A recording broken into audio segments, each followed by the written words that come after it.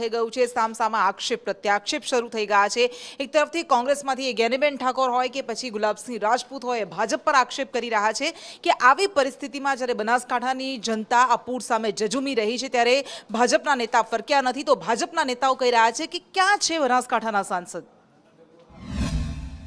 કમનસીબી એ છે કે ચૂંટાયેલા પ્રતિનિધિ તરીકે સાંસદ એમની આજે ત્યાંનો વિસ્તાર એ રાહ જોઈએ છે પણ એ હજી પહોંચ્યા નથી। એ આપણા બધાના માટે દુઃખદ બાબત છે।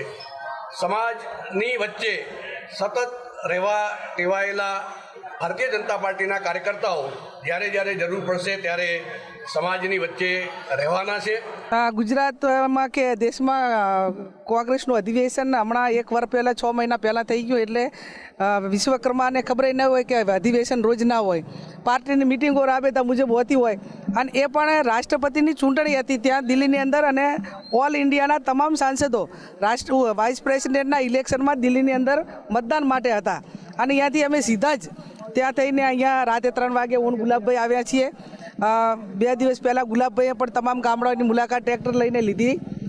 જ્યાં એને અનાજની જરૂર હતી ત્યાં અનાજ આપ્યું, ફૂડ પેકેટ આપ્યા, પાણીની જરૂર હતી ત્યાં પાણી આપી। પણ મારો કહેવાનો અર્થ એટલો જ છે કે રાજ્યના મુખ્યમંત્રી હોય કે મંત્રી હોય પહેલી જવાબદારી સરકારની છે। બનાસકાંઠા જિલ્લાના જે સાંસદ છે જ્યારે બનાસકાંઠા પૂરગ્રસ્ત પરિસ્થિતિમાં ડૂબ્યું છે, એની જનતાઓ ડૂબી છે, ભારતીય જનતા પાર્ટીના તમામે તમામ કાર્યકર્તા, ધારાસભ્યો, પૂર્વ ધારાસભ્યો, બનાસ ડેરી પોતે અધ્યક્ષશ્રીઓ માન્ય મુખ્યમંત્રીશ્રી પોતે અહીંયા આવી રહ્યા છે ત્યારે બનાસકાંઠાના સાંસદ જ્ઞાનીબેન ઠાકોરને અહીંયા ગુજરાતની પ્રજાને જોવા માટેની ચિંતા નથી અને કોંગ્રેસના અધિવેશનમાં જવાનો સમય છે। આ ખૂબ જ દુઃખદ ઘટના છે।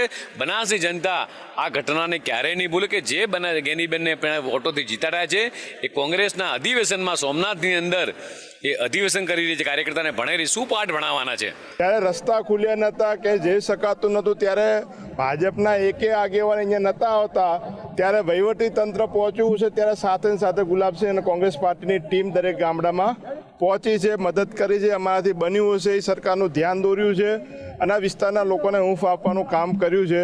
આમાં જ્યાં રસ્તા નહોતા જ્યાં ખુલ્યા હતા ત્યાં સુધી પહોંચ્યા છીએ। હજી પણ ઘણા બધા વિસ્તારની અંદર પાણી ભરાયેલા છે ત્યાં નથી પહોંચી શક્યો, ત્યાં પણ પહોંચવાનો પ્રયત્ન કરશું।